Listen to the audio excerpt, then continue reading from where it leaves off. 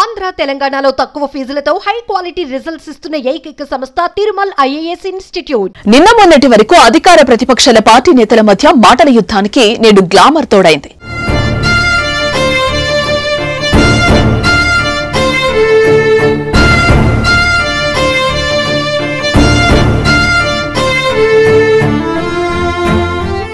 నటి సమంత నాగ చైతన్య విడాకులపై తెలంగాణ మంత్రి కొండా సురేఖ చేసిన వ్యాఖ్యలు చిలికి చిలికి గాలి దుమారంలా మారాయి.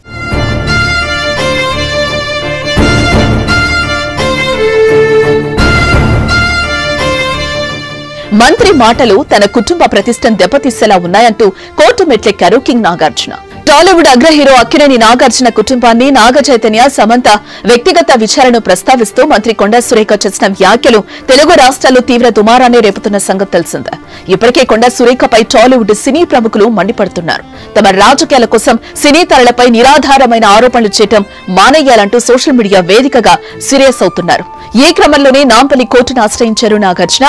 తెలంగాణ మంత్రి కొండా సురేఖ తమ కుటుంబ గౌరవాన్ని ప్రతిష్టను దెబ్బతీసేలా వ్యాఖ్యలు చేశారంటూ నాంపల్లి న్యాయస్థానాన్ని ఆశ్రయించారు. ఆమెపై క్రిమినల్ చర్యలు తీసుకోవాలంటూ పిటిషన్ దాఖలు చేశారు ఆయన. అయితే ఆమె చేసిన వ్యాఖ్యలపై క్షమాపణలు చెప్పినా మాటల మంటలు మాత్రం తగ్గడం లేదు.